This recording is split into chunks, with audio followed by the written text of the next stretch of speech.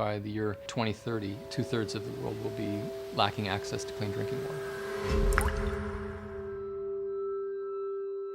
This is a problem that every single person is going to be dealing with regardless of where they live in the world.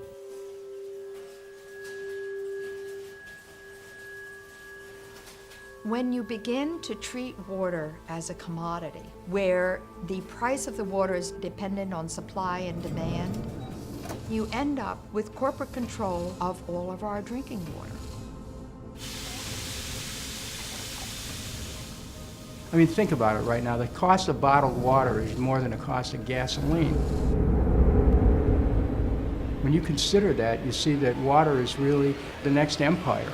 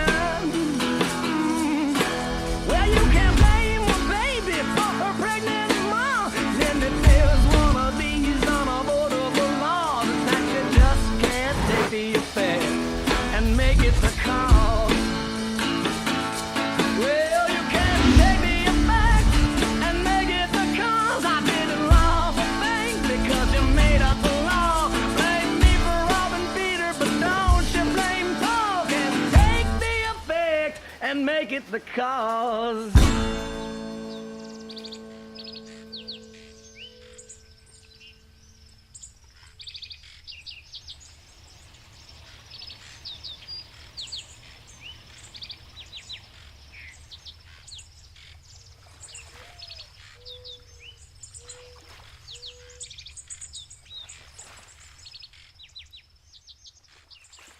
I moved to Maine a long time ago when I was a small child, but it was a lot quieter then. And so times change, and we understand that times change, but what we certainly didn't expect was a change in our culture and a change in just our way of life.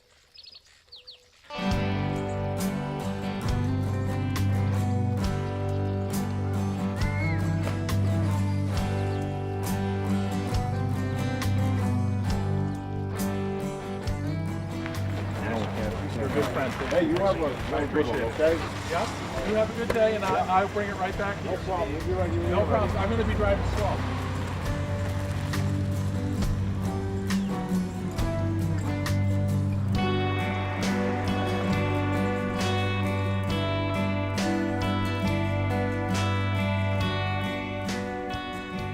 We're used to small business development. We're used to farmers. There are a lot of farmers around here. There were a lot more many years ago, and farmers are small business owners, so that's what we're used to. We're not used to the largest food processing company in the world arriving on our doorstep.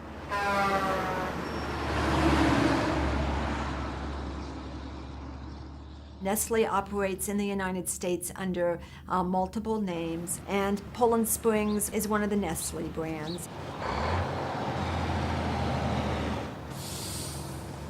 Nestle is one of the largest profiteers from bottled water. They basically come into rural towns and do water mining.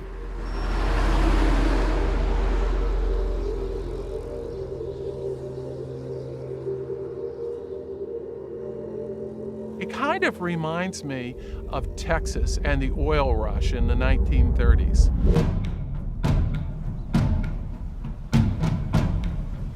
Citizens of Freiburg, Maine, population 3,083, are waging a war on the biggest bottled water company in the world, Nestle. A Swiss corporation with more than $3.5 billion in bottled water sales in 2008.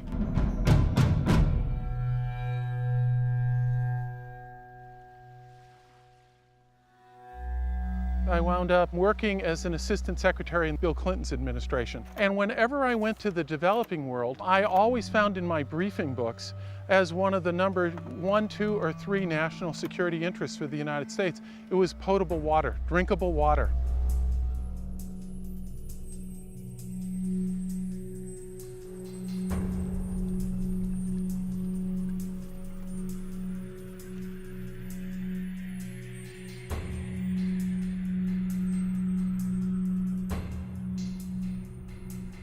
Across the United States, surface water, the oceans, ponds, and rivers, are held as part of a public trust. But groundwater falls under a different set of rules depending on the state. Maine operates with a rule called absolute dominion, which was adopted in the late 1800s. Absolute dominion basically means that he who has the biggest pump gets to take the most amount of water, which in Fryeburg, Maine, is Nestle. What's happened is that Nestle gets a permit. None of this is public knowledge unless someone is going down to the courthouse and looking through local permits. And so Nestle gets a foot in the community before the local people who are going to be impacted by this water mining even know about it. They are pretty clever. They started looking at what they needed to do within the state, what they needed to do within communities, and they had a long-term plan for this development. They never notified anybody in town. They never published anything about what they were going to do. They just started pumping water. We were mapped out without our knowledge and consent, and land was bought here and there in the places they thought there was water, and people in the town went, how did they? We didn't know that was happening. Nestle right now is pulling all this water out for free and selling it at a huge profit. What a great idea. I mean, really. Nestle decided that we'll just come in and take the water. And some of us said, well, wait a minute here. We're not going to let you just take the water. It's our water. If they really were interested in us, they could come into town and really pay taxes. And what we were talking about was a tax at the wellhead, so that as this water got packaged, the people of Maine would be paying less than 1% of this fee, and the people in other parts of the country that purchase Poland Spring water would be paying the rest, since they were the beneficiaries of the water that costs Nestle between 6 and 11 cents a gallon to extract and process and package, that they sell for $6 a gallon. And Nestle said there was no way they were going to pay anything, period. Because they say that if we have a fee like that, that they can't survive. That was it. End of discussion.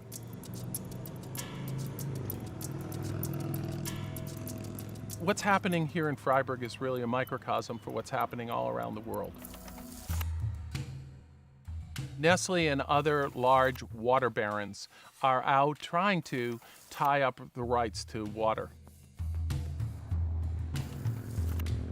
Why should a rural community's resources, its ecosystem be drained so that people in the city can drink out of a plastic bottle when their water is just as good where they're living?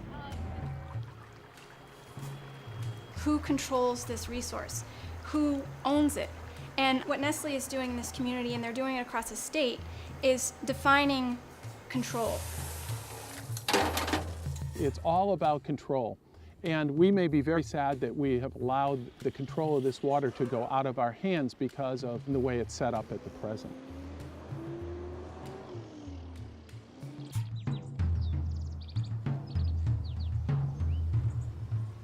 The people of Maine have spent a lot of money, publicly and privately, to make sure that this water was cleaned up and is clean and will stay clean for generations. I hate to see our water taken the way it is, just taken. The water belongs to the people and the town gets nothing. You think that's a good deal? Activists claim that citizens in small towns like Fryeburg are finding it increasingly difficult to fend off Nestle's overwhelming legal resources. We think that a big corporation like Nestle is able to come in with their big city lawyers and locally in communities where there bottling water, they're very powerful. It's a situation where you're highly outnumbered, you're outgunned.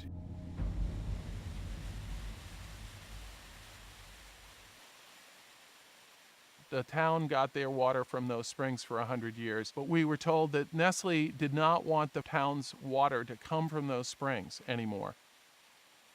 They transferred the town's water to a deeper water well. And in February of 2004, something happened.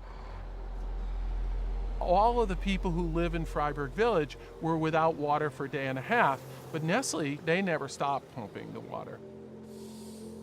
They had plenty of water while the nursing home had to have the fire department bring in trucks of water.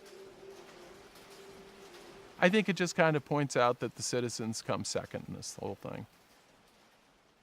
It's a corrupted, compromised process, and that's really a big part of the problem. Once you can do this in one place, you can do it in many other places. It sets a precedent. Once you set that precedent, that precedent can never be unset. In the future, we're not just going to be dealing with Nestle. And there are other water companies that will be coming because Maine has vast amounts of water. And so if we allow Nestle to define who controls it, then down the road, we're going to have a much tougher fight on our hands.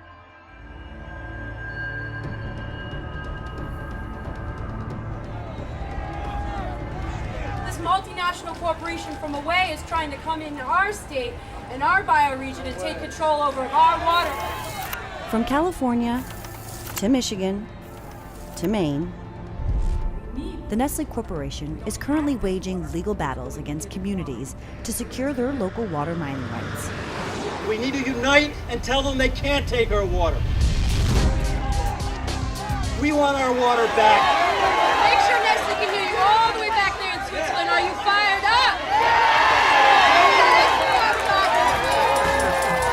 Water is a basic human right. It's necessary for the survival of life on the planet. When you start commodifying the necessities of life in such a way as to make it more difficult for people to gain access to those necessities, you have the basis for serious political instability.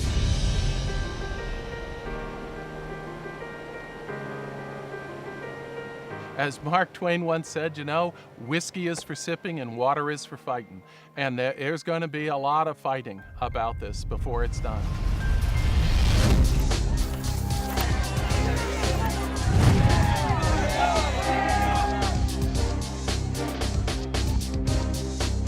Every day, America's largest bottled water corporations, Nestle, Coke, and Pepsi, pump millions of gallons of water from the earth, bottle it, ship it, and sell it back for 1,900 times the cost of tap water. It's bad for the environment, it's bad for public water systems, and it's bad for taxpayers. Communities across the country are uniting in a fight to maintain ownership of their water supplies. You will be exposed, you will be recalled, and you will be replaced if you do not do your duty to the people in this town. And you live here, and you're responsible to us, not to this corporation. From town hall meetings to courtroom trials, activists are disputing the rights of corporations to sell their town's water.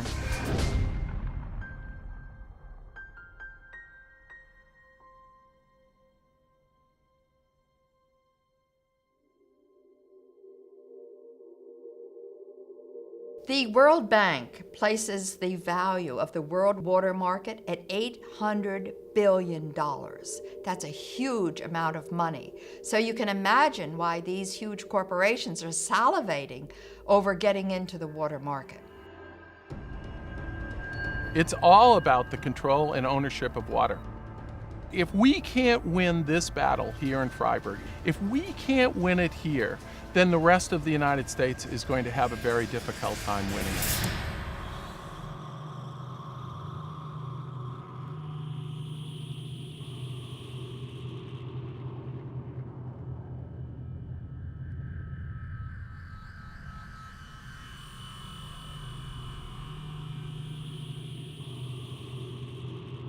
The issue of climate change has added further impetus to these issues in terms of where does our water come from? Is it going to be there forever?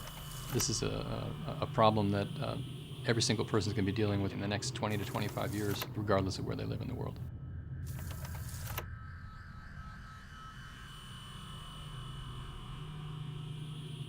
Last year, there was a drought in 35 states.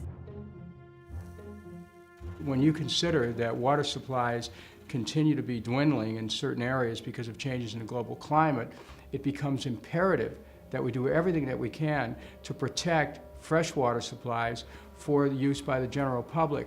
When private entities have a claim on public water supplies, you run into a real collision of moral values against the narrow profit concerns of corporations.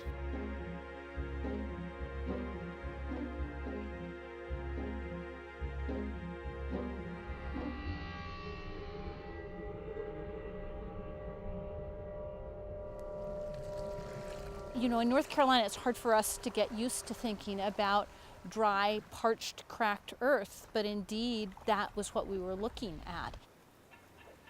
Things were getting very bad, and by winter, it was terribly grim.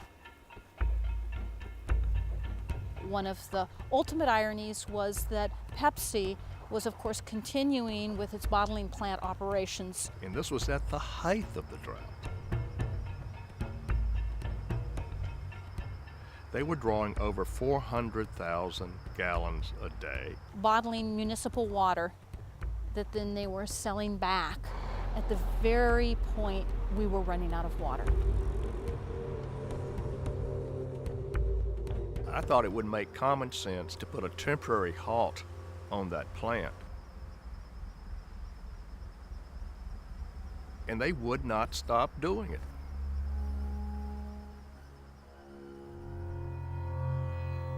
Citizens of Raleigh weren't the only ones troubled by the amount of water being bottled during a drought.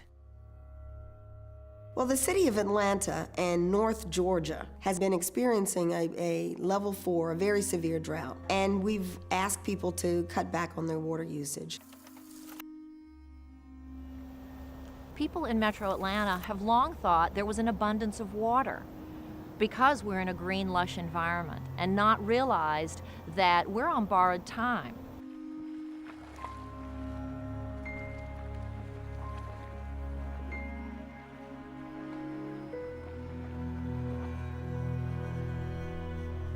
We should be standing in about 4 feet of water or 5 feet of water right now where we're standing. It's at its worst. I mean, really, for a sustained period of time. Atlanta had its second worst drought in history the past year and a half, and it's affecting the water that we can use. We have severe water restrictions that are placed on us for watering our lawns and car washes and things like that. What's most upsetting to me is to not treat everyone equally, and what I mean by that is to have corporations such as Coca-Cola taking water out of the lake while it is under a severe drought, and those in the local economy placed under restrictions. The Marietta plant in 2007, it used like 118 million gallons of water.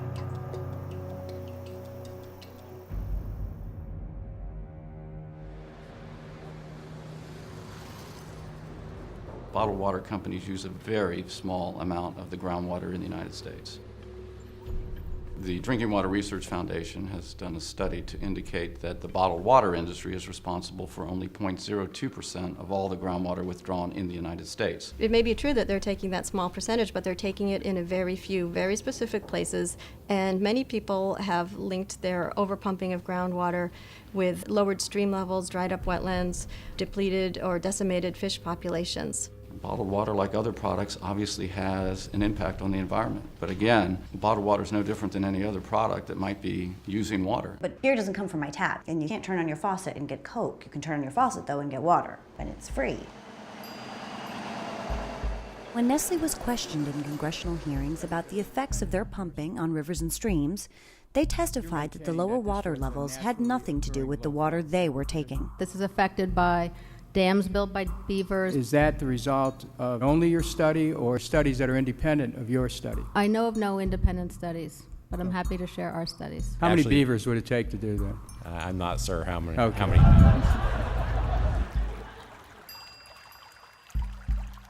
For 15 years, we have worked hard to make sure that this source is clean and abundant for everyone. And it's pretty phenomenal in the last couple of years.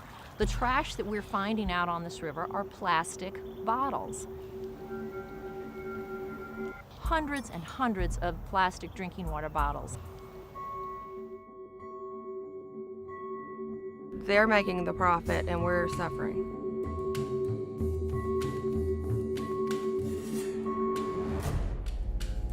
You know, if they were using it, making a profit, and then putting some of that back towards the lake, then that would be different.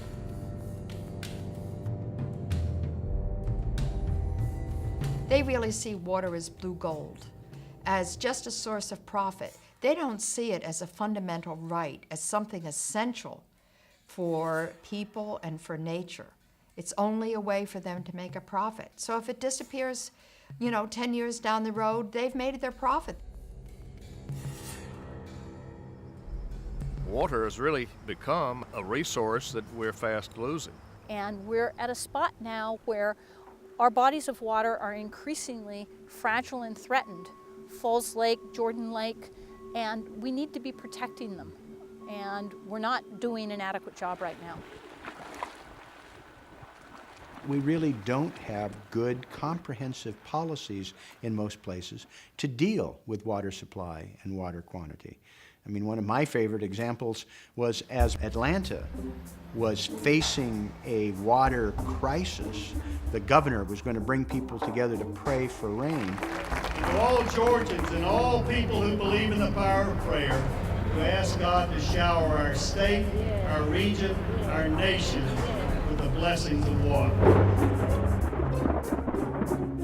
They were on the verge of opening a massive artificial mountain of snow so people could ski in the middle of the summer. There wasn't any rational, thoughtful, comprehensive policy in place that would say, this is goofy. With companies like Coke, Pepsi, and Nestle so vital to local economies, government officials are often forced to choose between environmental consequences or job loss. Well, this government's not doing anything. I mean, this government's for sale. And so everything's ready to be auctioned off, including the public's right to water. It is not something where you can just sit back and hope that your elected representatives will always do the right things for the citizens. Do we have a right to say what they do with our water when we're the ones that keep buying it? And if we didn't keep buying it, then they wouldn't be producing as much as they are. So we have to look at it on the demand side. Do we need this? Do we need to continue polluting our planet and wasting our money as a consumer?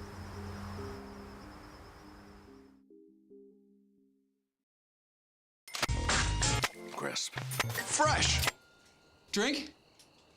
Bottled water is the greatest advertising and marketing trick of all time. Drink, drink, drink. We started buying bottled water in a serious way starting at the end of the 70s when Perrier came across the ocean and was introduced to urban markets. It was a niche product. It was really popular with urban professionals. I think at lunchtime it's a much better drink than some alcoholic drink. And allows you to continue that sociability that alcohol provides without some of the adverse effects that prevent you from doing a day's work that you would otherwise like to do. It came in beautiful green glass bottles, but we weren't walking around down the street swigging from the Perrier bottles. That didn't happen until 1989, when it became possible to put bottled water into lightweight, cheap, clear plastic bottles made of PET, and that changed the market. The big change came when Coke and Pepsi got into the game. They introduced waters because they saw their market share for sodas dropping. They spent hundreds of millions of dollars telling us to drink more water. Drink more water. That it would make us thinner and more beautiful. They associated their products with celebrities, athletes, and models.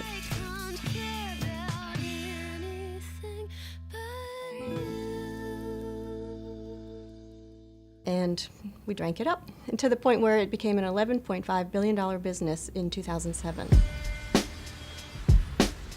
We've become like big toddlers. We got the nipple to our lips constantly. We constantly need to know that there's something there just for us that we can just throw away. We want everything individualized and personalized and just for us, and we want to not have to wash it or take care of it. We want to just throw it away, and we want it immediately available and convenient. Otherwise, we'll have a fit. So on one hand, you had this tremendous marketing muscle, and on the other hand, you had a complete absence of criticism of bottled water until very recently. And you didn't have utilities who provide municipal water. They didn't have their own PR budgets. They had barely enough money to keep their own systems going, so they were counteracting this onslaught of media, print, and TV ads. Many of the ads implied that the water was healthier for us than tap water. We don't consider tap water to be an enemy. We don't.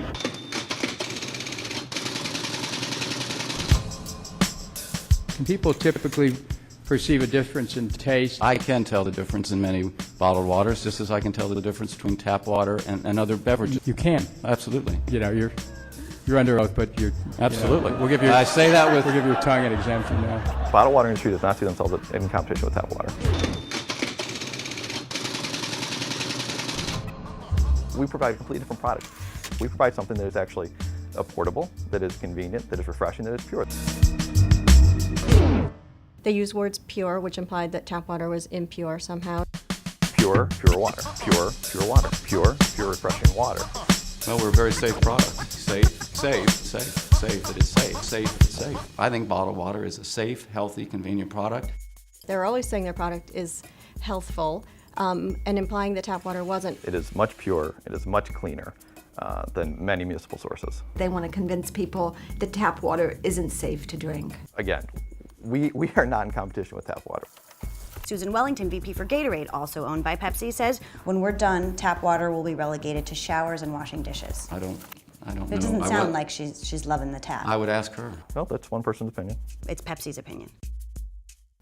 Okay, it's one person at Pepsi's opinion. In 2000, Robert Morrison, CEO of Quaker Oats, which merged with PepsiCo, said, "The biggest enemy is tap water." What does that say? Well, you read the quote.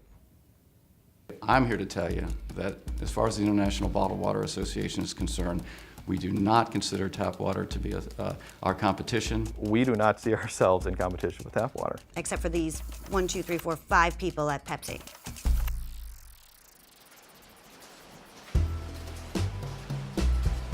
Many bottled water companies are careful not to disparage tap water because of their reliance on it. In many cases, bottled water is simply municipal tap water. Basically, these companies are taking our water and selling it back to us for a profit, and we think that we're getting something great in return. That doesn't really seem like you're getting your money's worth if you're simply paying a very high premium to get what you could be getting out of your tap.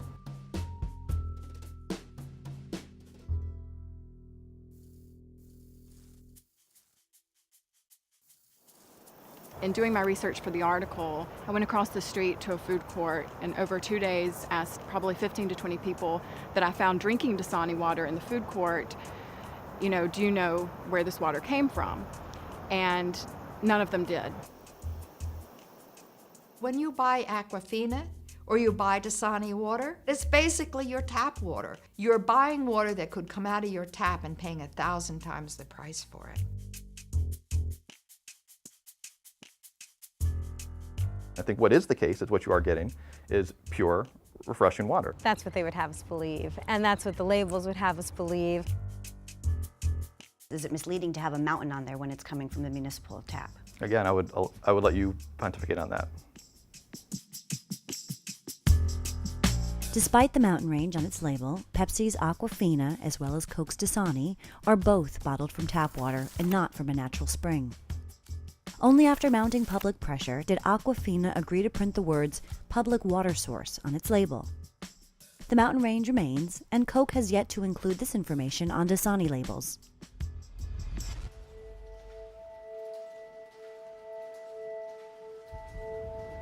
Well, what we found is that the bottled water industry has been less than forthcoming in providing information on what their bottles actually contain. The packaging can have an adverse effect on the original product, which is why it's so important for us to get the information from the bottlers who know exactly what's happening at their plants and who know exactly what is happening in that bottle. I think most of the public does not know that their plastic materials are being made in these refineries and petrochemical plants.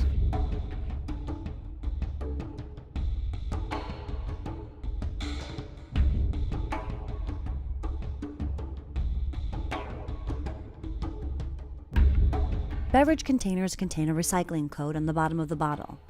Bottled water is packaged in PET or PETE, polyethylene terephthalate. The primary ingredient in PET is paraxylene, a clear liquid derived from refining crude oil.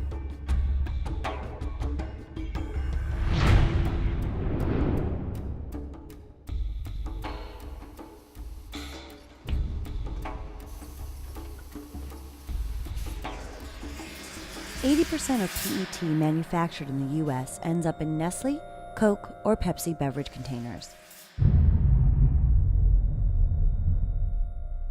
A number of oil companies in the U.S. manufacture paraxylene, and one of the leading manufacturers is Flint Hills, the largest privately owned oil refinery in the nation, located in Corpus Christi, Texas. This is the first step in the manufacture of PET.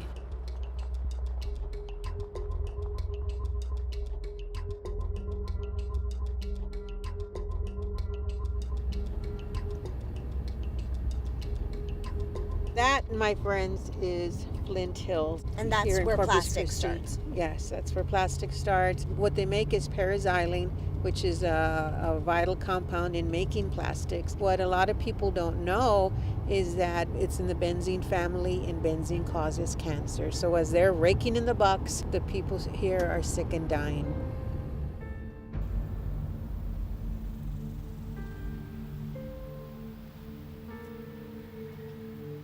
When my sister passed away of breast cancer, I had no idea how much my life would change. At her funeral services, people came up to us and saying, so many people that are her age that lived in our community on the west side are dying of cancer or have had cancer.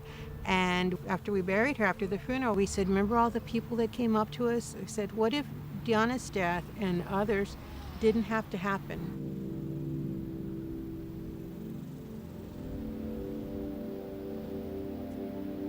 So we conducted our own investigation, and we found that our community was built on top of oil waste field.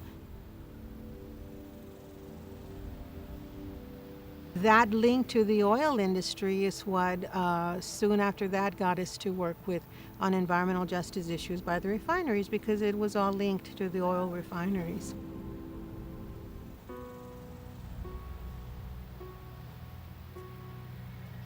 We don't want people to suffer the way she died.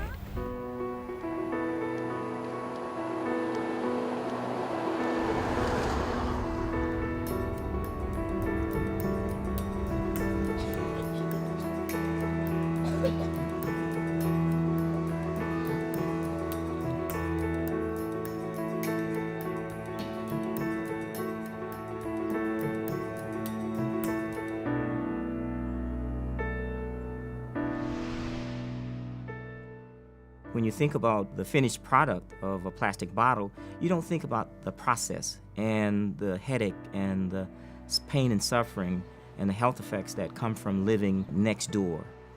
It's out of sight, out of mind. But these are real problems that are being experienced by real people.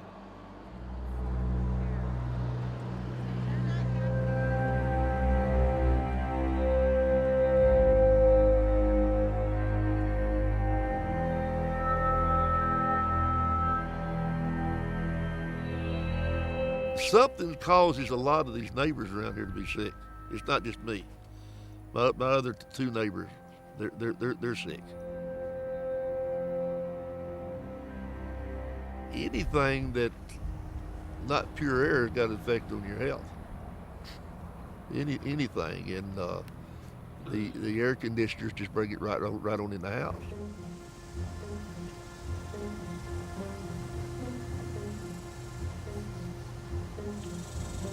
This doc come in and told me, she said, well, your day's over, son.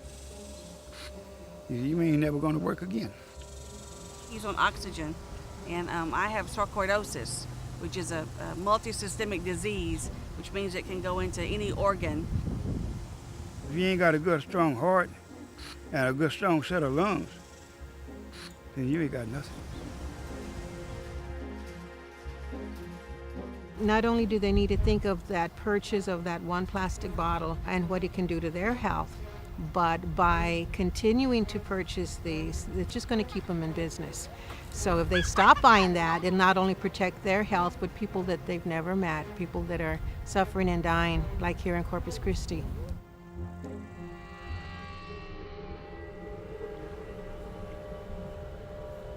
I worked for the state EPA, the state Air Pollution Control Agency, and we were told that we could be fired and terminated if we went and tried to inform the community, even if they weren't complaining, that there could be toxic substances in the air, to hand out our cards, that they had a right to complain, that they had a right to clean air, okay, and that we could, if they complained, then we could go in and do investigations, we could write violations, we could take companies into enforcement and make them reduce their pollution.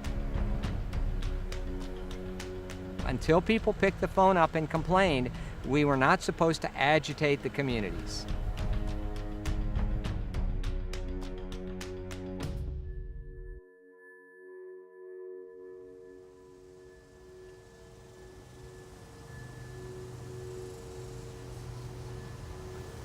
I consider myself to be garbage, because garbage is worth nothing, so neither am I. If it wasn't for the love of my wife and my grandchildren, I wouldn't be here. Because they love me, they treat me with it. What else for you left for me to do?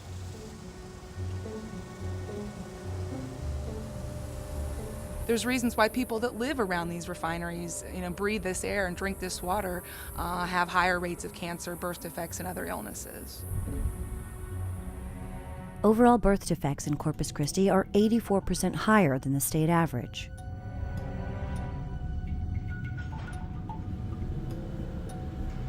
One of the concerns I have with the PET plastic bottles is that you wind up contaminating a lot of groundwater.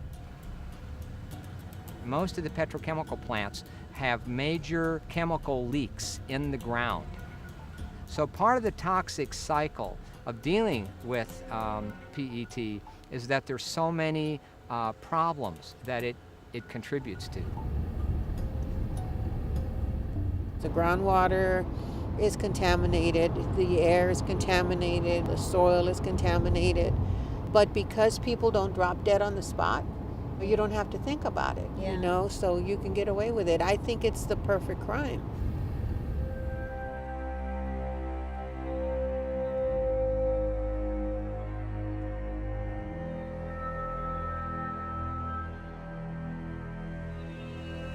The plant hasn't always been 2 blocks from us.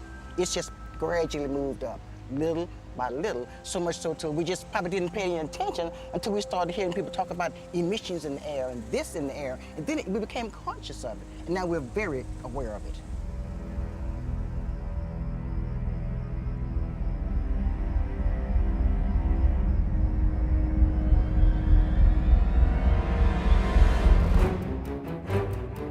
People say, well, you're silly to live next to a refinery.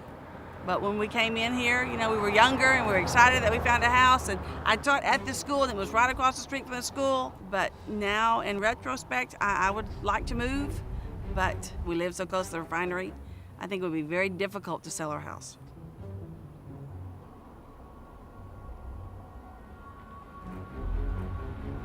You know, there's battles that you can fight and win, and there's battles that you can start and you lose. This is a battle that if I started, I'd lose. A man like me can't go against Flint Hills. When we as a society don't protect the most vulnerable, then we leave our full nation open to vulnerability.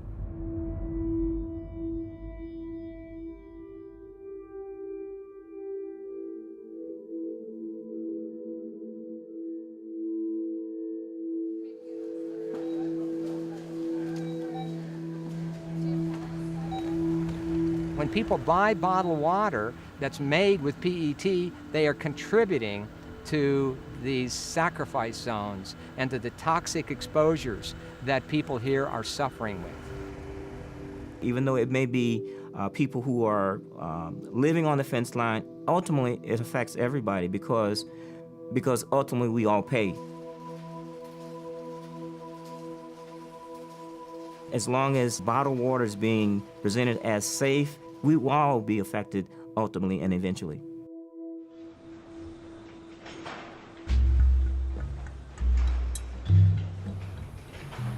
We don't know what the long-term consequences are to this type of exposure. So people think when they're drinking bottled water that they're getting a healthy product. They're not conditioned to think, well, maybe there's something in the plastic. And then we trust government, we trust industry. When they say that everything's okay, we say, okay, sounds good to us. Our product is safe, the package is safe. I don't see any long-term effect presented by our package. Our members are meeting the standards of the FDA. The problem is that to our last account, we found that one person at the FDA was responsible for overseeing all of the regulation of bottled water in the country. Are you that one person? I do spend some of my time on bottled water, but I have other responsibilities as well. It doesn't sound right that there'd be one person at all of FDA, but who knows? The FDA is filled with good people who are trying to do their best, but they are overwhelmed. The drug industry is so big, so powerful, so rich, the FDA can't keep up, and their hands are tied.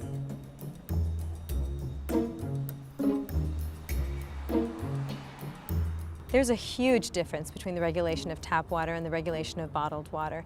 To put it simply, tap water, municipal drinking water, is highly regulated, and bottled water is virtually unregulated. I don't think you would ever find a situation where a bottled water would not be subject to FDA regulation. If it's produced in Maine and sold within Maine, it's not under FDA jurisdiction. We regulate products that are in interstate commerce. That means products that move from state to state. Most bottled water is produced in state and consumed in the state, and the FDA does not have control over those types of bottled water.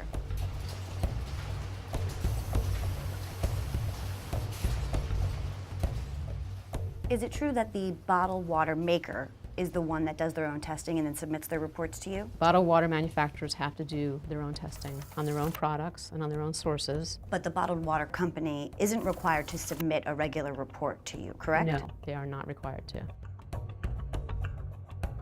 Every city provides a public water quality report that you can access online anytime. Bottled water companies are not required to make their reports available to the public. Those tests can stay hidden in company filing cabinets. They can stay in, backup hard drives at bottled water companies. They don't have to be published. We've actually tried to use our Freedom of Information Act to get some of that data, and the FDA is very reluctant to honor citizens' organizations' FOIAs at this time. Could you imagine what would it mean to the industry if something went wrong with any of these products? So they want to make sure that they're as pure as possible. Something's gone wrong many a time. Now, there have been many recalls. With water? Yeah. Okay. I've never heard of any. The U.S. Food and Drug Administration has recalled bottled water that may be contaminated with a microorganism that may cause vomiting levels or diarrhea. or above World Health Organization. Bottles are the popular brand off the shelf. 72 million bottles. 33,000 When we find out that there's something in our tap water that shouldn't be there, it's because it's constantly being tested.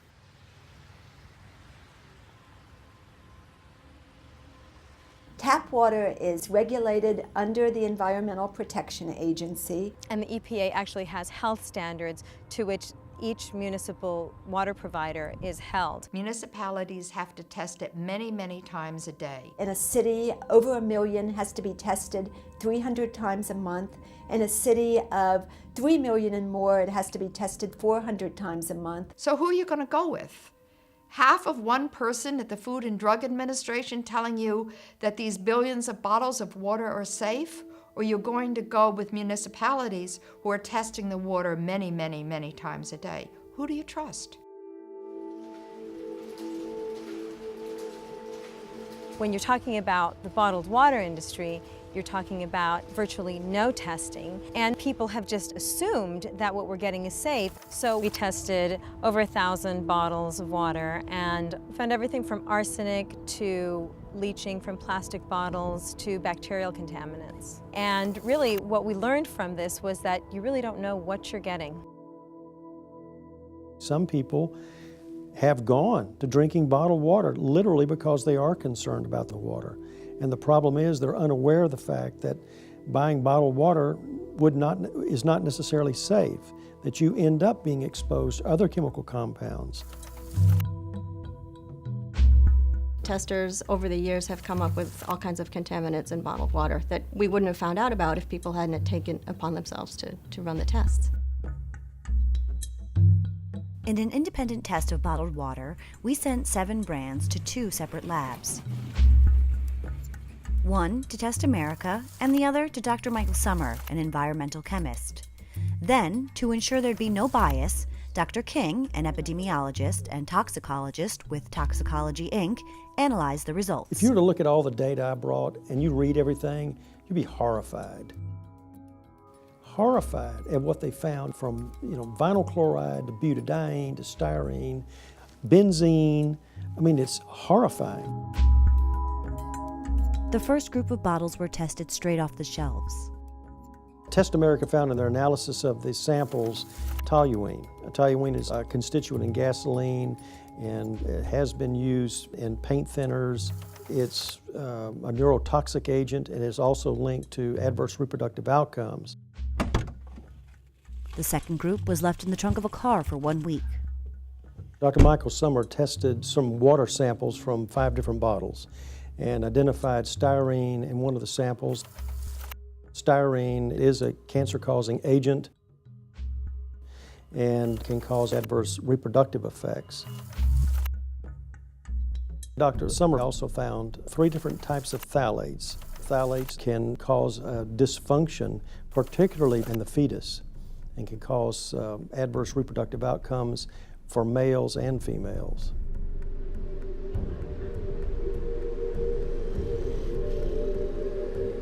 It really concerns me when I see mothers blindly trusting bottled water and handing their children bottles of water, putting their complete trust in a product without so much as questioning, what am I giving my child? Yet we're putting so much faith in this industry that's completely self-regulated and that hasn't been held accountable by anyone.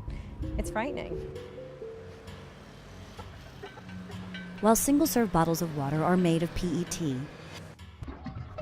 5-gallon water jugs are made of polycarbonate plastic, the primary ingredient being the controversial bisphenol A. Bisphenol A is the building block molecule that plastic that is hard and clear is made out of. And from this polycarbonate plastic, bisphenol A leaches, gets into the water. Bisphenol A may be one of the most potent toxic chemicals known to man. BPA is found in many products, including sports bottles, baby bottles, and water coolers.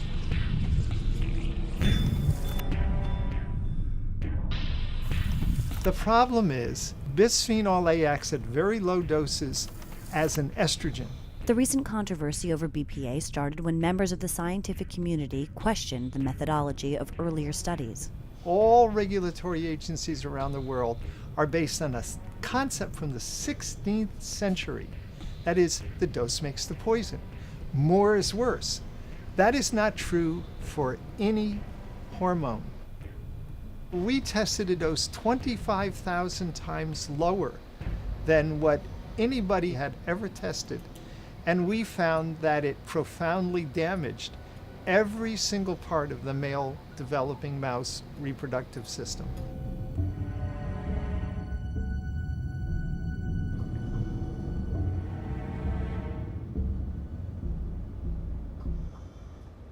After a decade of research on low-dose exposure to BPA, Dr. Frederick Wamsal's findings captured the media's attention. His work, corroborated by other independent scientists, led the Senate to investigate the FDA. The media has reported that the federal government's reluctance to regulate these chemicals is based on the reliance of biased studies from the chemical industry itself. Now, I have to tell you, if that's true, doesn't that cast amazing doubt on the ability of the regulatory system to actually protect the public? Senator, at FDA, all of our products that we approve are based on data that are prepared and conducted in studies by that particular manufacturer. All you do is just rely on what a study that comes from the industry itself? It's a disgrace.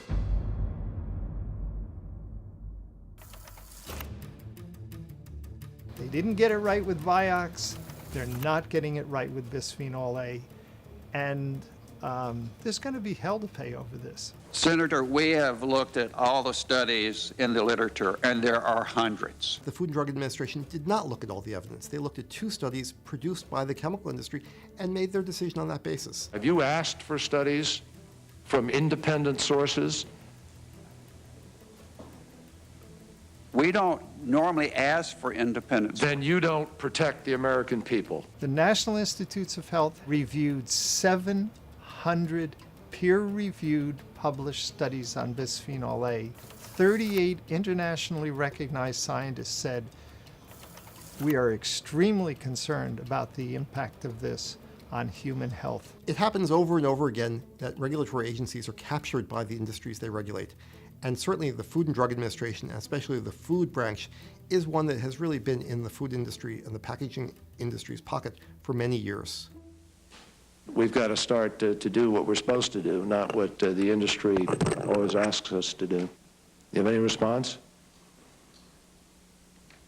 None.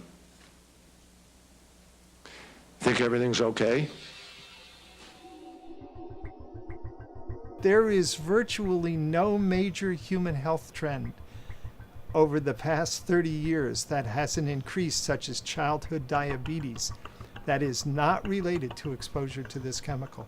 We find it relating to obesity, breast cancer, to prostate cancer, diabetes, brain disorders such as attention deficit hyperactivity disorder, liver disease, ovarian disease, disease of the uterus, low sperm count in men.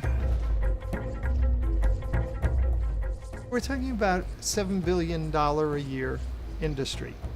They will spend any amount of that $7 billion necessary in advertising to the American public, trying to convince them this chemical is completely safe.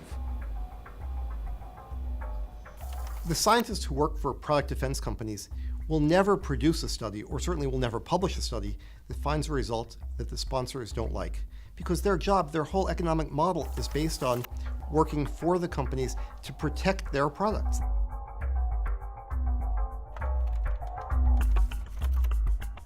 Walmart has taken the initiative to remove this type of packaging from their shelves. They've been called more stringent than the FDA. How do you respond to that? I appreciate that you want information about BPA, and I'm sure FDA would be happy to respond, but I'm not the appropriate person to answer those questions. My concern is that the FDA doesn't want us to ask about BPA because of the current investigation. Can you talk about it now? No. If I had known you were going to talk about that, probably wouldn't have given you the interview. Bisphenol A is so frightening to the regulatory community because of the magnitude of the error they made. And bisphenol A is the poster child chemical that is going to dismantle the entire regulatory process and demand a reanalysis of all chemicals.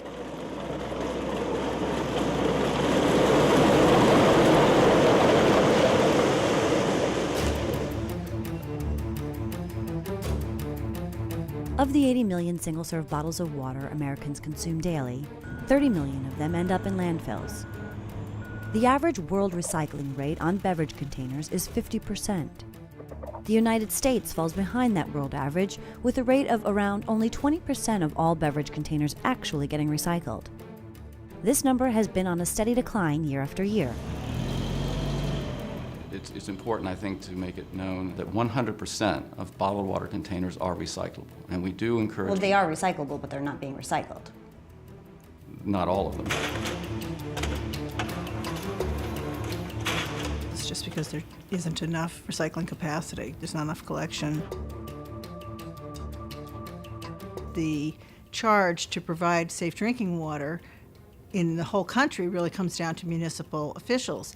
And they spend an awful lot of money to provide a safe product, and they're competing then with the bottled water company, and in some cases feeling a little bit under attack by the bottled water folks. And then at the back end, after they go through this sort of insulting, our water isn't as good as your water kind of thing, then the municipalities are meant to pick up the tab by providing all the recycling for the plastic bottles. Well, why not put some of the recycling costs onto the bottled water industry then? What a good idea. That's exactly what container deposit legislation or container deposit systems do.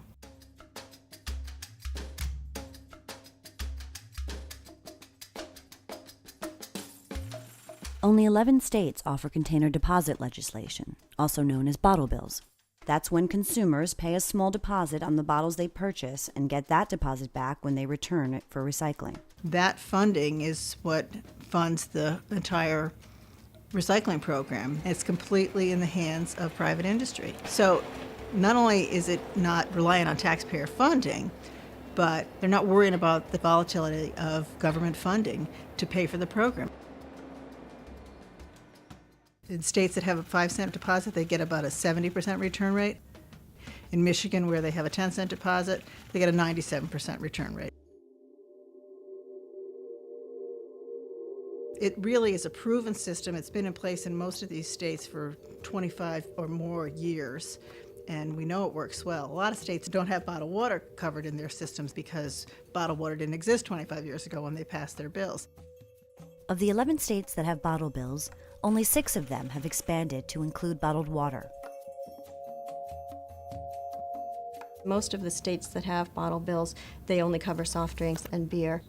And so when bottle bills, when it comes up to expand them, they send their lobbyists in, they spend millions of dollars fighting those bills. Because we think it's an unnecessary tax on the American consumers. What we'd like to see is actually more street curbside pickup. Curbside recycling is the preferred method and can be very effective, and we're trying to do everything we can to encourage consumers to recycle. The companies say that they support curbside recycling. They think this is the best way to get the bottles back into recycling systems. They are really resistant to deposit programs. They don't like the idea of this because it's bottlers that fund this. They end up paying a penny or two per bottle after all their costs are figured in, and the money they make by recycling the plastic. They're costly. The retailers don't like them. We think that we can be more effective if we use curbside recycling. What happens is people don't have access to curbside recycling. How many people don't have access? About half. 50% of Americans can't recycle it. Don't if they have want. curbside recycling, that's right. And of course with bottled water, this is one of those products that is consumed on the go, so people don't bother to bring it all the way home again and put it in their recycling bin. It's just not convenient enough for them. If 1/3 of their products are not being consumed at home, then that means that's 1/3 that has no chance of making it to the recycling bin. And that's 56 billion containers. That's an awful lot to just give up. The plastic bottle usually ends up in the landfill, but some gets incinerated. A lot of it ends up in the Pacific Ocean.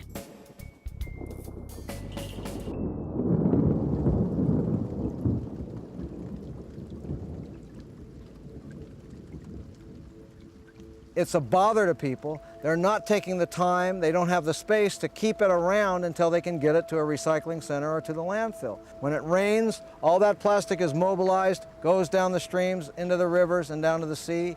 That's why we're seeing so much of it in the environment.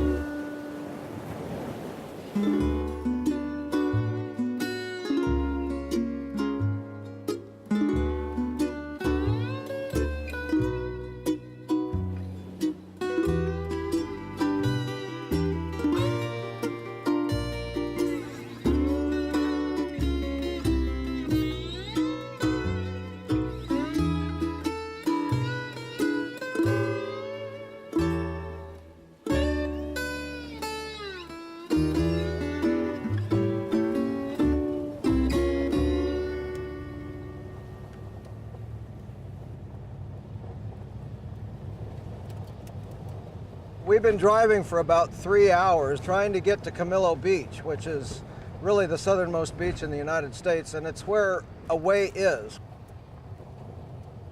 When you throw something away, it might be out of sight, out of mind to you, but this is where it ends up. Of the 80 million bottles of water we drink in the United States every day, many of them make their way to the sea, where they're carried by ocean currents and end up deposited on some distant shore.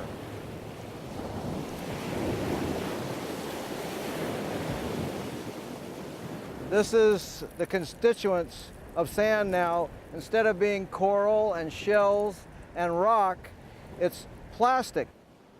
This is the beach of the future. This is what we are going to recreate in if we continue to pollute the environment with plastic.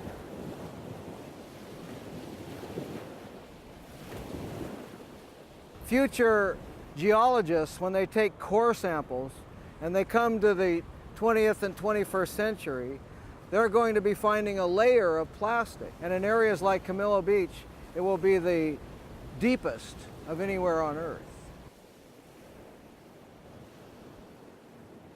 If you eliminate the scourge of bottled water, you'll be eliminating one of the biggest problems facing our environment.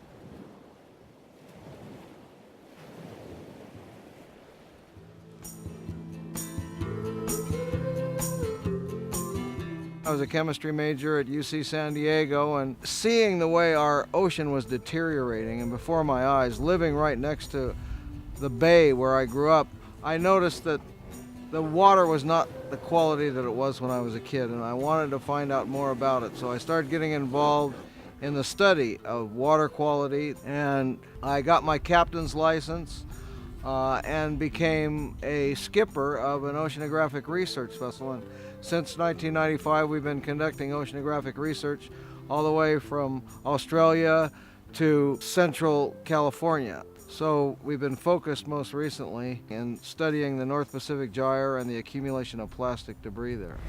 Net, small net, where's the black net? I need the black net!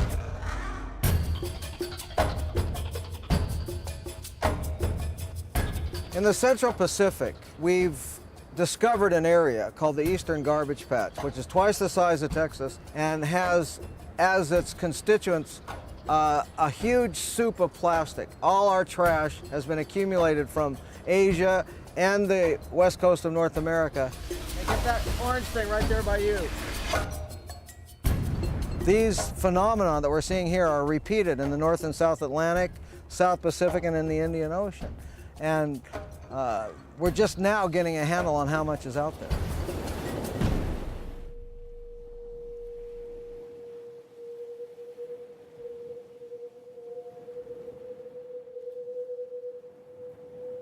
Well, what we do is we go out to this gyre and we trawl a net. It just so happens that when we pull in that net, more than finding the plankton in the ocean, we're finding plastic. And so what we see here in this jar is a 1 mile trawl out in the middle of the ocean, as far from land as you can get anywhere on Earth.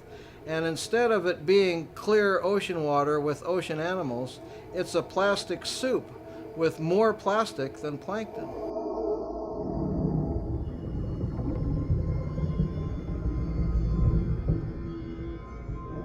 In 1999, we did a survey and found 6 times as much plastic as plankton. In 2008, we went back and did the exact same survey and found 46 times as much plastic as plankton.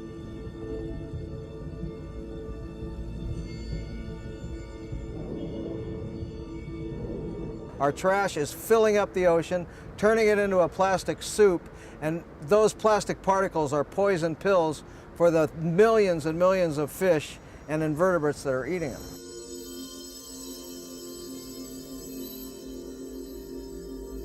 So you're actually finding the remains of water bottles in these Oh, samples? absolutely. They're going into the most common fish we have out in the ocean, the lanternfish. They're consuming these plastic fragments that are these smaller sizes. We don't know how much plastic it's going to take to kill these fish, but I can tell you, so far, the most we found has been 26 pieces in one fish. What you have is a gradual decline of the health of both us and the marine species. The green plastic watering can for a fake Chinese rubber plant and a fake plastic girl. Bottled water may have a place in disaster relief, but there are issues around bottled water that make it unsuitable for regular use. And those issues need to be emphasized because bottled water is becoming a big contaminant of our environment. All these contaminants have resulted in an ocean which is compromised. This is an immediate threat now. This is threatening the entire marine food web.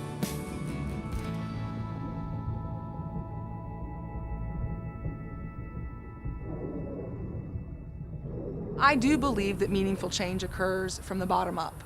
So if you get enough people upset and angry and willing to do something about it, I do think you can make a change. There is no law in any book, even Homeland Security. I'm just very stubborn, very persistent, and I think that those qualities have kept me going even in the face of all these intimidation tactics. When you feel life ain't worth living, you got to stand up and take a look around. You look up way to the sky. But it doesn't really scare me, it just makes me angry. And it's like, hell no, I'm not stopping. I'm just angrier and I'm gonna fight even harder. Keep on dreaming, boy, 'cause when you stop dreaming, it's time to die.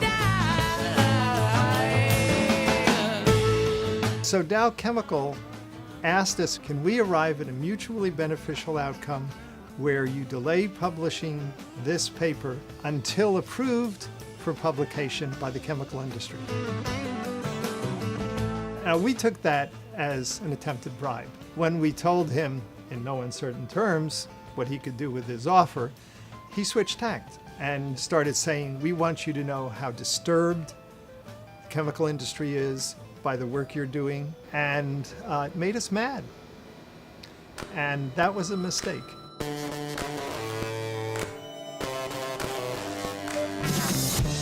I had probably pissed off the people at the top of my agency. They were very unhappy about what I had done.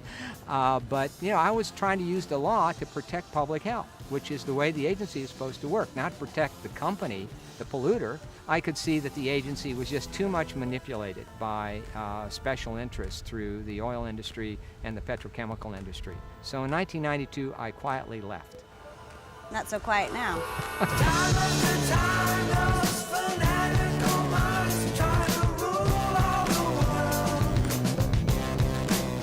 For some reason, we've begun to take clean drinking water for granted, and that's a mistake. There needs to be a voice for the environment and the long-term interests of the community to protect and enhance this vital resource. We should be strengthening our public water system and enforcing the laws to make sure that our water is clean. It's important in a democracy that people stand up for things. Democracy is a participatory sport. By selling our water to this multinational corporation, the district is putting all of us at risk. There is no such thing as extra water. We're here today preparing for a vote to ban bottled water, but not just to ban the provision and sale of it, but we're going to reinvest in municipal water infrastructure. We need to invest in our water infrastructure and stop the promotion of bottled water. When we drink bottled water, we're telling our leaders that we don't care about the tap water. The hope in the town of Babylon is the Kick Your Water Bottle campaign will filter from the office to the community. It is convenient to have a bottle of water to carry around, but why not have your own bottle? And supporters of these measures argue you're better off just filling a reusable container at the water fountain for free. You don't have the same huge environmental downsides of billions of bottles going into the environment. The environment is everything. It's where we live, work, play, worship, go to school. Show yourself, take only what you need from it. The state is talking about expanding the state bottle bill to include non-carbonated bottled beverages. The state's Bigger, Better bottle bill just may soon become law. This is about taking steps to protect our state's environmental future. It's time for the legislature to pass the Bigger, Better bottle bill. It's essential to expand the bottle bill in order to help reduce litter and to generate some much-needed revenue for New York State. The water is warm, but it's sending me shivers. Is it not one of the most important issues that we're facing today? This is really the battle about the future. Baby boomers have got to stand up and wage this fight. And they've got to stand up and wage this fight for their children and their grandchildren. More and more places are banning bottled water. A growing number of cities are banning the use of public money to buy bottled water. Vending machines in municipal buildings no longer offer bottled water. The restaurant now serves only filtered tap water. Washington University in St. Louis will end almost all sales by the end of this semester. We've had successes, and I think we will continue to have some successes, but it is David fighting Goliath. We are the children of Revolutionary War soldiers, and we are not going to give this up without a fight. We are not giving it up without a fight.